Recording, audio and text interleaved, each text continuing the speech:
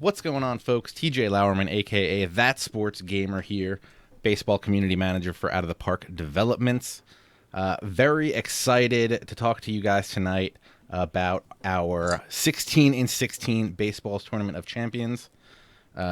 We've assembled some of the greatest minds in baseball to put together a list of their top 20 teams, and we have our OOTP Selection Committee Chairman, Gus Ramsey, with us here tonight. Gus, please say hi.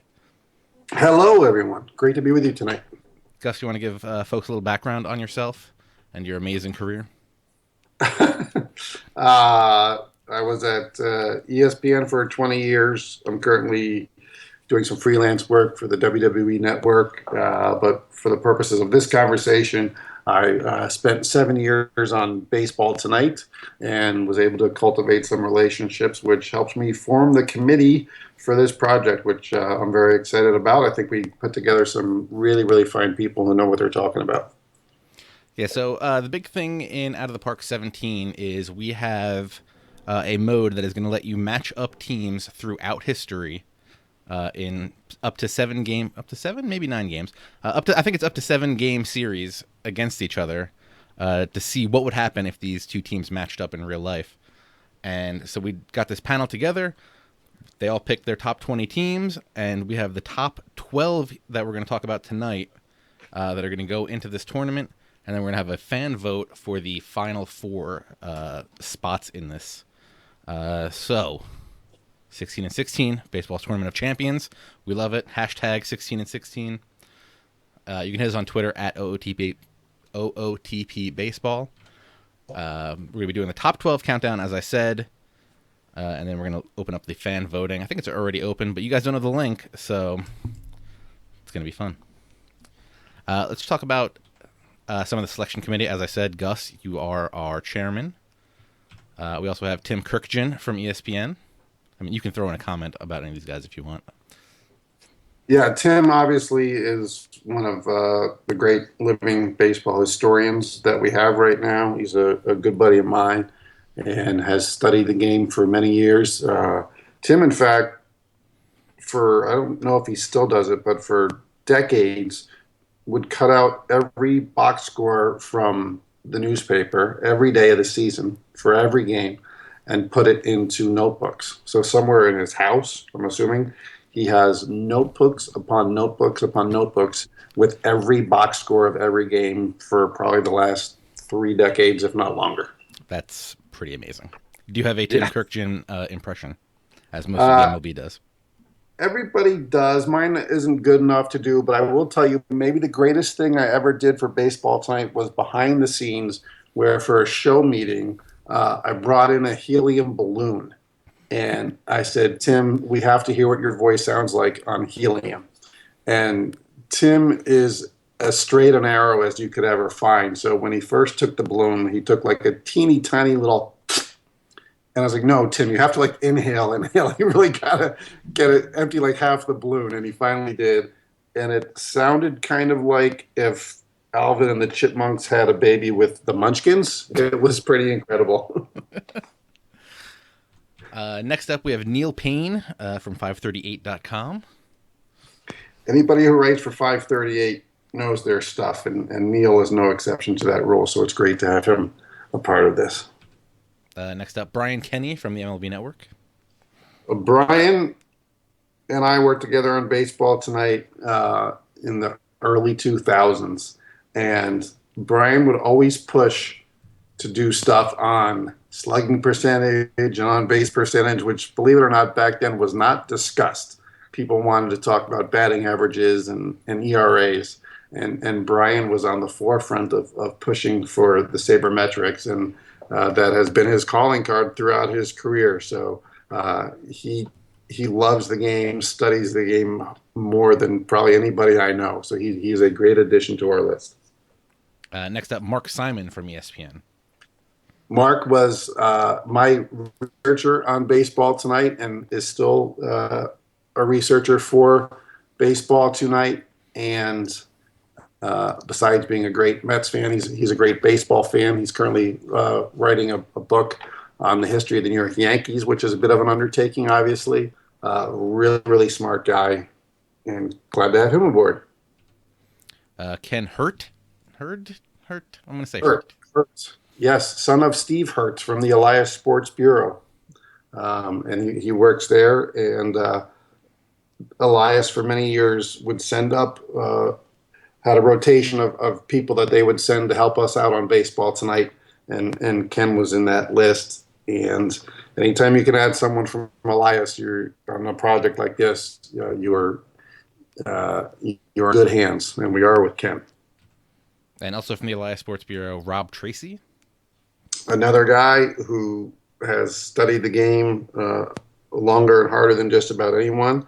I think he was the guy who turned me on to What If Sports back in the day, and we had some great leagues together, drafting teams during those early 2000 years when it was first coming around. But there are a few people who I trust more when it comes to talking about the history of baseball than Rob Tracy. Next up is C.J. Nitkowski. CJ, I've actually never met, but I do remember at the end of Keith Olbermann's run at ESPN, him telling me about CJ and how smart he was and how he was going to be a great broadcaster one day. And CJ has become that. And in listening to him on the radio, and occasionally I get to see him on television, it's clear how smart of a guy he was. So I reached out to him on Twitter, and he was happy to oblige and take part of this. And I think it's neat to have a guy who played in the league, but also clearly understands all there is to understand about the game of baseball to be a part of this list. So I'm really, really happy that we were able to get CJ to take part in this. I just looked it up. I do have C.J. Nitkowski's rookie card somewhere in my house, or probably somewhere in my Nice. parents' attic. Now that I think about it. Next up, we have Kat Bailey from Hit the Pass and U.S. Gamer. Well, we just all love Kat. That's basically the bottom line. She's great. She's super smart. She studies the game very much as well. I would love to get her in our little online MLB The Show league. I think that would be fun. Uh, but she's a great addition to this panel and someone who makes the group smarter just by being involved. So that's always a win when you can do that. Spoiler, I don't think she was able to trick anybody into getting a Twins team onto this list. I'm sure she tried really, really hard. They might be in the fan vote. We'll find out at the end. But Yes.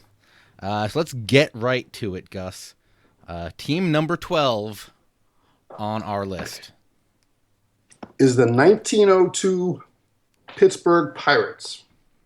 They went 103-36 with 3 ties that year. It was the last year before we started playing World Series, so they didn't win a World Series only because they weren't playing. But they had the great Honus Wagner and Jack Chesborough leading the way.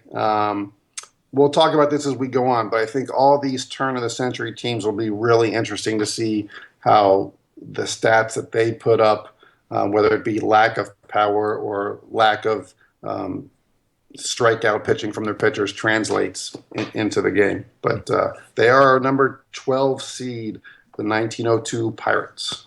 Yeah, and the way this is going to work in the historical matchup feature, we have the ability to normalize the stats depending on whichever team you want.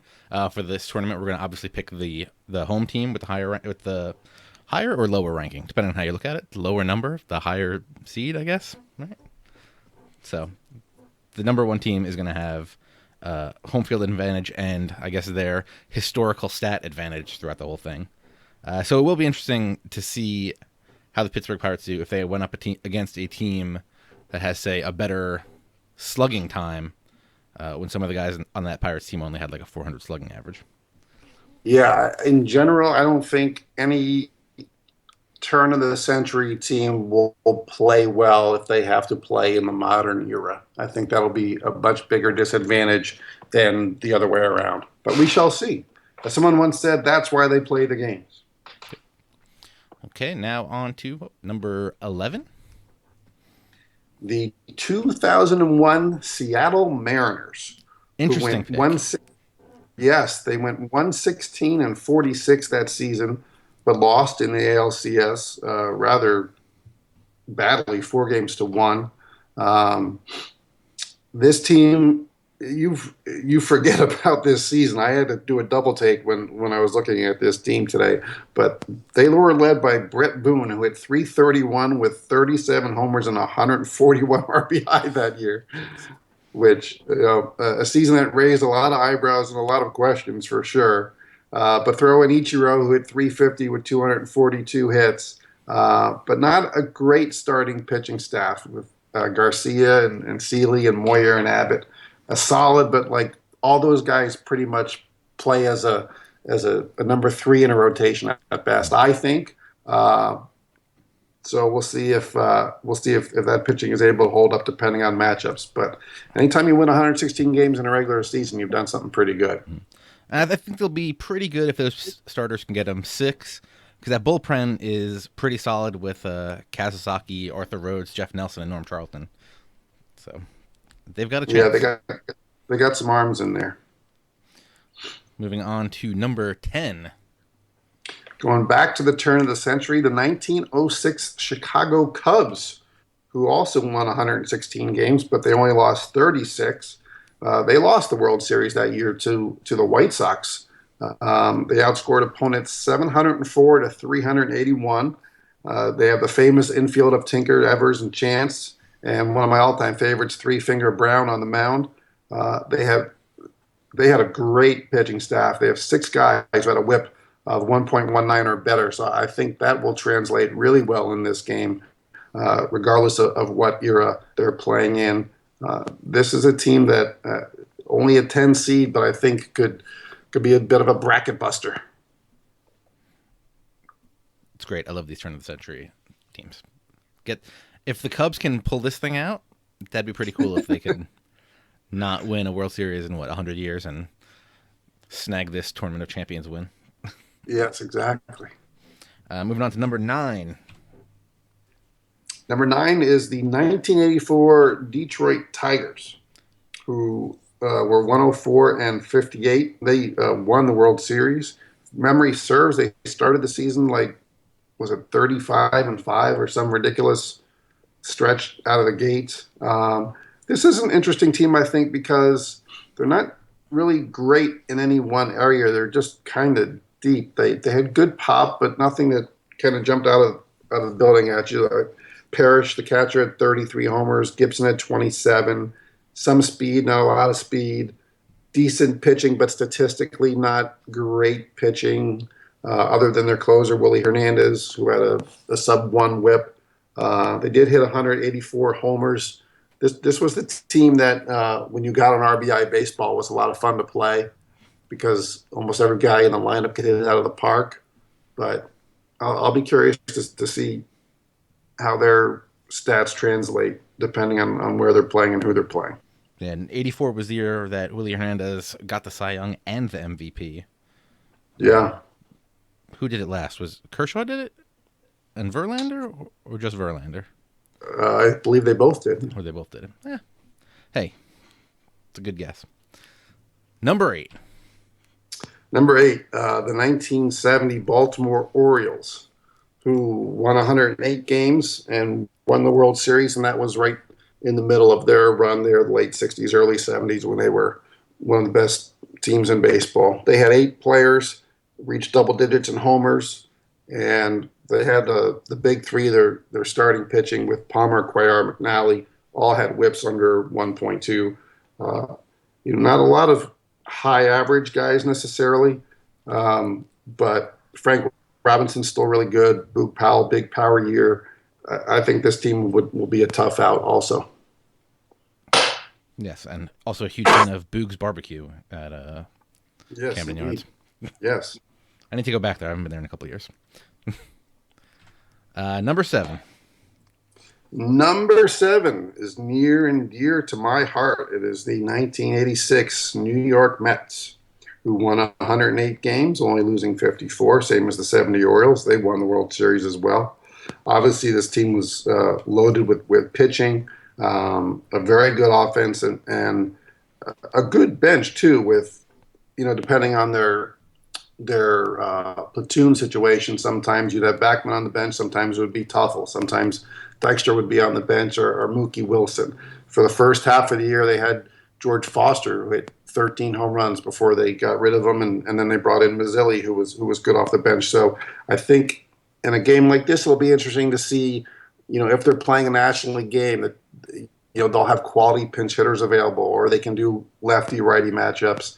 And then you've got McDowell and Orozco in the bullpen, and you've got Gooden and Fernandez and Ojeda and Darling in the mound. This is a really good team that is in here. I think legitimately, I was curious to see where they would rank in people's minds, just because being a fan of them, and it was interesting. I think they were high as number 7 on one list, and there was another list that didn't have them at all. So I think it's interesting how history remembers this team, and some people obviously view it a little differently, but they come in as the 7 seed for us.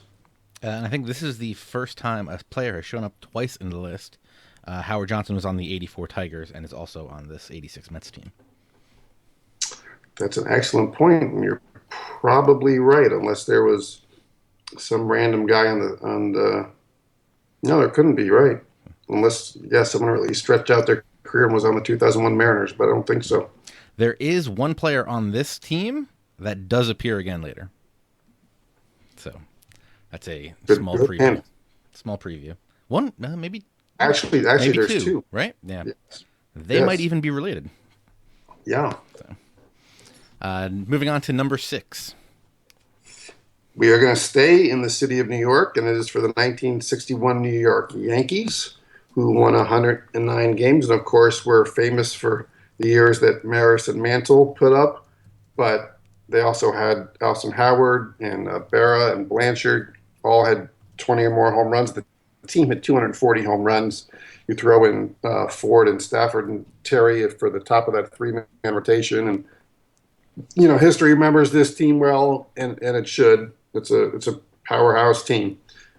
And how does the game handle ballpark factors, and when a lefty power hitter is playing in Yankee Stadium or somewhere that's got a short porch like that? I mean, it should play well for them, but I don't know off the top of my head. But I would assume that if we're going to be playing in Old Yankee Stadium, Mantle and Maris are going to have a large advantage over anybody they play against. Yeah. And if you haven't seen the movie 61, definitely go watch it. Alson Howard invented the batting donut. That's another good thing that came from this team. Let's move on to number 5. Number 5 is one of my favorite teams historically. It's the 1929 Philadelphia A's, who went 104-46 and won the World Series, and they just mashed. They had Mickey Cochran, Al Simmons, and Jimmy Fox, and those guys just crushed the ball. I used to play with this team in What If Sports back in the day all the time. We'll be curious to see if their pitching holds up with Lefty Grove and Rube Wahlberg and company. They all have whips of 1.3 and higher, and a low strikeout per 9 ratio. So, as we talked about a little bit before, depending on where they're playing, what era they're playing in, may determine their fate. But as a 5 seed, they'll at least have home field for their early round matchups. But offensively, this team is going to pose a lot of problems for teams. So keep an eye on the 29 Philadelphia A's. All right, moving on to number 4. The Big Red Machine from 1975, who won 108 games, won the World Series. They only had 124 homers, but there's no real weak spots in that lineup. This is about as good a lineup as you'll see in the tournament. Same with their starting pitchers. They don't necessarily have a dominant number 1 guy, but a lot of good arms that they're going to throw out there. Closer could be a bit of a Achilles heel for them, but they're the Big Red Machine. We should point out that pretty much everybody who submitted a list tried very hard to pick the team that best represented an era of dominance. If a team had one like these Reds, like the 20s Yankees or whatever, most people said the 27 Yankees represent the 27, 28, 29 Yankees. The 75 Reds are my representation for 75, 76, 77 Reds. So there's not a lot of duplication of franchises from a certain time frame on anybody's list if people are curious about that. So 75 Reds are our 4 seed. All right. And number 3? From here on out, you better like the Yankees, or you better hate them and then want to see them lose, because that's where we're headed for the rest of the way. We start number 3 seed is the 39 Yankees, who are 106 and 45 and won the World Series. Every guy in their starting lineup had 10 or more homers. They had 6 guys who had a slugging percentage of .495 or higher. Joe DiMaggio's had a ridiculous slash line of a .381 average, .448 on base, .671 slugging, and 1.11 OPS. They had Red Ruffing and Lefty Gomez on their pitching staff. This team clearly was great and clearly deserves to be placed very high, and they were at number 3. They were 2 and 3 on almost every list. Rob Tracy even had them at number 1. That's how good this team was. That's not too shabby right there. Moving on to number 2. Number 2 is the 98 Yankees, who won 114 games, won the World Series. They had 10 guys with 10-plus home runs, a really deep bench with Raines and Girardi and Chili Davis and Shane Spencer, who had 10 home runs and only 73 plate appearances that year. Very good starting pitching, and, of course, Mariano on the back end. I'll be curious to see how a guy like Shane Spencer translates when he hits basically 1 home run every 7 plate appearances. If you were to throw him in the starting lineup, is he Babe Ruth? I think for the purposes of realism, he won't be in the starting lineup when these games are played because he wasn't a starter. But he certainly will be a weapon coming off the bench with that kind of pop. Yeah, same with Homer Bush, who also hit .380 that year in limited playing time. Yep, and you got Raines, who had great speed. Darryl Strawberry was on this team. He's one of the people we mentioned earlier about appearing on 2 different teams. We should have mentioned that George Foster obviously was on the 86 Mets. He was also on the 75 Reds. So he's another guy who's on a couple of different teams in here as well.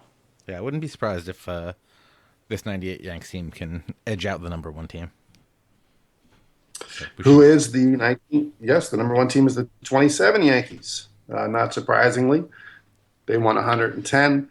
Their offense is absurd with Ruth and Gehrig and Combs and Musial and Lazari. The question for me is will their staff hold up? They've only got 9 guys basically, and one of them only threw 27 innings. So over the course of a tournament, or a series, how are they going to hold up? I assume 4 complete games and win the whole thing, right? Yeah, pretty much. I mean, these guys will have to go the distance, or like the number 5 starter will basically be the long man, and he'll be used to pitch 2 or 3 innings if needed, and that's more or less the way they did it back then. I'll be curious to see how the game handles. This is, I guess, maybe it's a question for Rich or somebody, but you got to fill up the 25-man roster. Does the game allow for only having 9 pitchers and 16 position players? I'm not sure how that's going to work, but that'll be curious just to see how the sim handles pitching staffs in that regard. Yeah, and I'll try to pull out all the lineups that all the teams have from Out of the Park 17 when it comes out. Yeah. So recapping, it's the 27 Yankees are the 1 seed, followed by the 98 Yankees, the 39 Yankees, the 75 Reds are the 4 seed, 29 Philadelphia A's, the 61 Yankees are the 6 seed, the 86 Mets, the 70 Orioles, the 84 Tigers, the '06 Cubs, the '01 Mariners are the 11 seed, and the '02 Pirates are the 12 seed. We basically took everybody's lists and awarded a point value, basically in an inverted order. So the number one team would get 20 points, and the voting really wasn't close near the top. The 27 Yankees, I think, were almost 20 points better than the 98 Yankees. And even after the 12 seed, I think the '02 Pirates had about 51 points, and the 13 team had around 46. So that's how the voting was done. But there's plenty of good teams still out there, and we still have other seeds to fill. So. Yep. We're opening up the voting for spots 13, 14, 15, and 16. You can, and the options for that will be the 76 Reds, 32 Yankees, '05 Giants, 95 Indians, 68 Tigers, 31 A's, '09 Pirates, 54 Indians, 12 Red Sox, 1912 Red Sox, and '05 and '09, 19s. No 20,000, no 21st century teams made it. All right, that's what we're in now. 53 Dodgers, 67 Cardinals, 42 Cardinals, 55 Dodgers, and '07 Cubs. No 92 Blue Jays, no 92-93 Blue Jays, no 2015 Blue Jays. Sorry, Canada. No Canadian team made Nope. No Twins. Sorry, Cat. Actually, I'm kind of surprised there aren't more Dodgers and Cardinals with all the World Series they won that they have to fight in this last four. Yeah, and the in the '90s, early '90s Braves, you would have thought that maybe the year that they won one of the peaks of the Smoltz, Maddox, Glavine teams. Yeah, the '95 Indians are in here, which were beaten by the '95 Braves. So yeah, and that '95 Braves team also went back to the World Series in '96. So yeah, those '95 Braves, I think, with that pitching in a game like this, would make for a tough out for sure. I do see, just glancing at some of the lists now, Rob Tracy had the '93 Braves on his team, on his list. C.J. Nitkowski had the '99 Braves. Ken Hirdt had the '98 Braves. So maybe that was part of it. Maybe teams just couldn't, or people couldn't decide.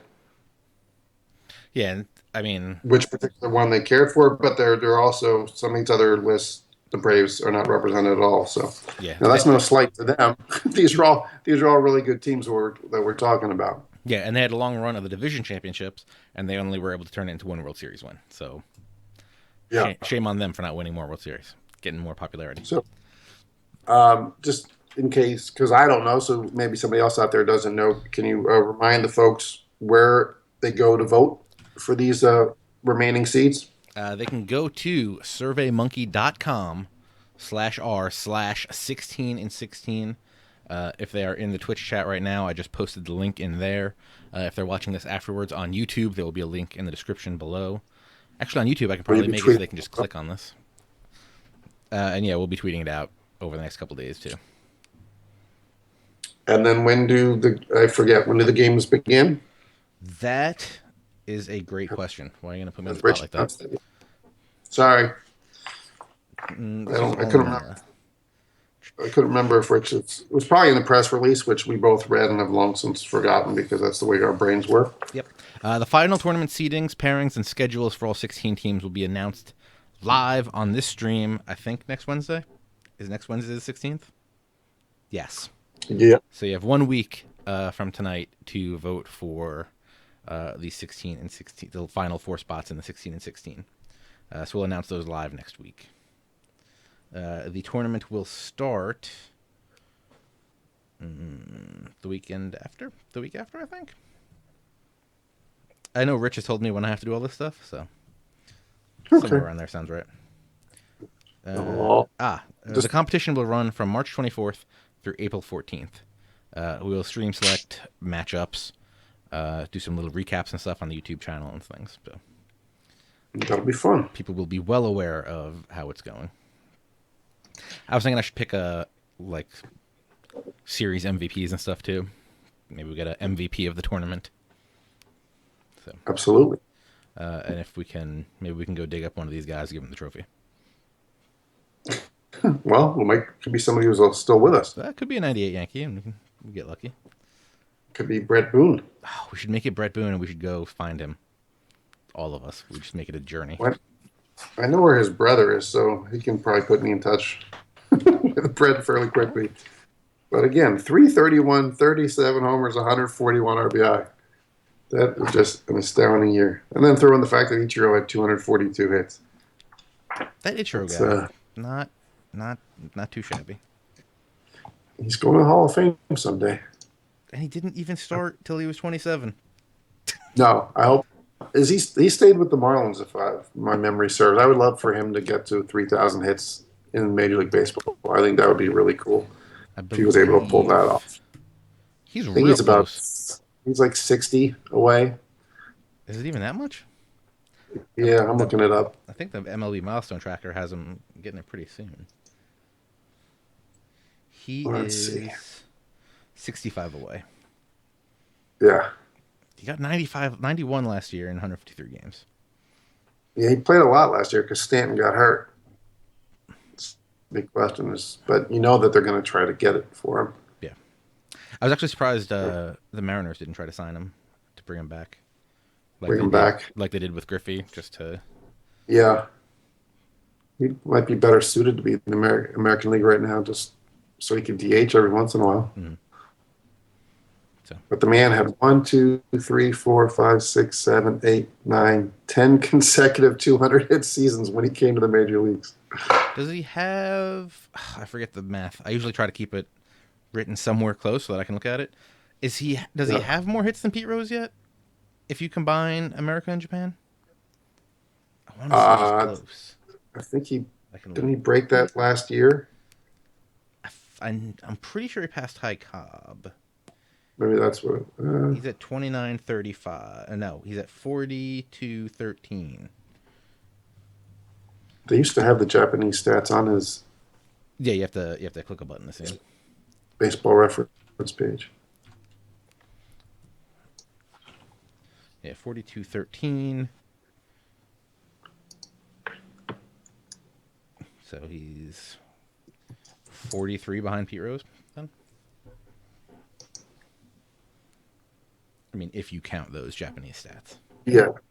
But I was actually doing the math. I think if he was here, if you look at the way like he destroyed MLB pitching when he came here, yeah, if with the added games, he might have already broken it. Yeah, because he started here when he was 27, right? Yep. So even if you said he was getting 210 hits in 130 games before, so right. So even if he wants to give him 180 hits for 5 years, yeah, he's flying by. Yeah, and if he like unbelievable, just unbelievable what he's been able to do. It's been a lot of fun. The man never stops. So watching. This was a really cool project. I think it's neat that we've got a pretty wide spread of teams, going all the way back to 1902 and as recent as 2001 and maybe more recent depending on fan votes. Yeah. No, nobody's more recent than 2001. No, really? Yep. That in and of itself is kind of interesting, isn't it? But it's that's what baseball is really. I mean, it's been around forever. Historically, it's probably the most.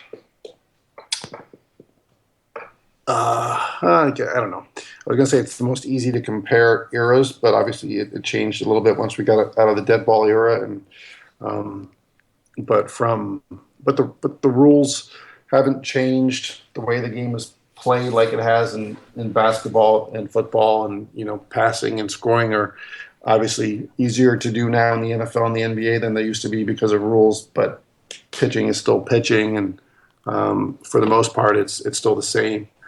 So I think it's always neat to try to do something like this where you can kind of at least statistically compare the eras and the fact that the game is going to be able to make those adjustments depending on who the home team is and what era they're in. I think that's kind of neat. I think this will be a fun tournament. And once we see the full seedings, maybe we should also make we should have brackets and we can have our own predictions.